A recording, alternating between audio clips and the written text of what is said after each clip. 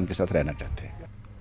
कुपवाड़ा जिले में जम्मू कश्मीर पुलिस के स्पेशल इन्वेस्टिगेशन यूनिट की ओर से पाकिस्तान में बैठे मिलिटेंटों के घरों पर छापे मारे गए।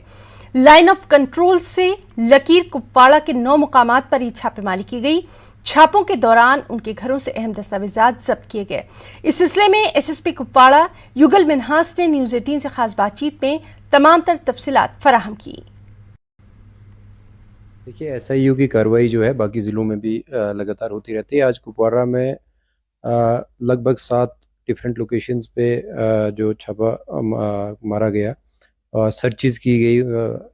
ये सर्चिज़ उन जगहों पे की गई या उन घरों की गई कि जो घर कहीं ना कहीं जो 8 लोग पाकिस्तान में टेररिस्ट एक्टिविटीज़ में इन्वॉल्व हैं, जो यहाँ के रहने वाले हैं और वहाँ से टेररिस्ट एक्टिविटीज़ को यहाँ बढ़ावा दे रहे हैं। उनके घरों उनके जो सस्पेक्टेड रिश्तेदार जो थे, जो हमें लगता है कि उनके साथ लगातार राब्ते में हैं, उनके घरों में ये सर्चिज़ की गई और कुछ वाइटल क्लूज़ या एविडेंसेस जो हैं वो इकट्ठा किया गए हैं।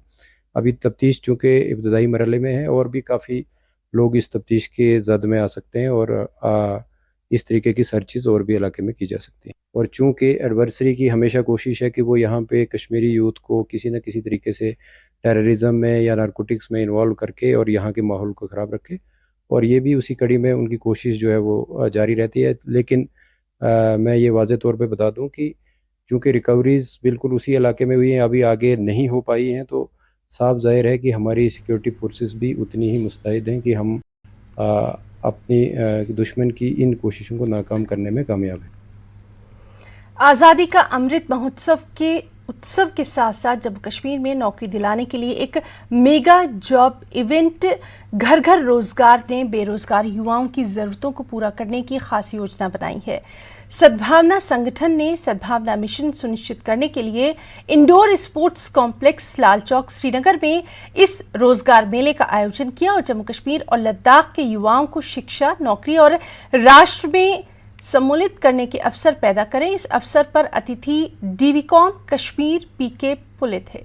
उन्होंने कहा कि कश्मीर के युवाओं में प्रतिभा या योग्यता की कोई कमी नहीं है। ऐसी कंपनियां उन्हें मंच प्रदान करेंगी और सद्भावना के लक्ष्यों को पूरा कर सकती हैं। इसके अलावा उन्होंने कई मटन की दुकानों को जब्त करने का भी उल्लेख किया और कहा कि हम उन थोक मटन डीलर्स के खिलाफ सख्त कार्रवाई करेंगे जो कि पंजीकृत नहीं है।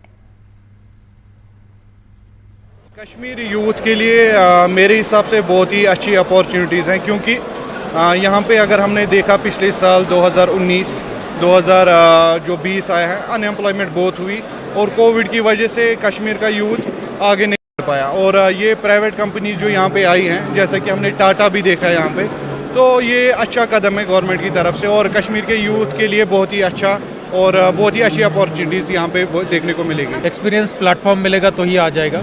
ऐसे कंपनीज जो है उनको प्लेटफॉर्म अवेलेबल कराएगी।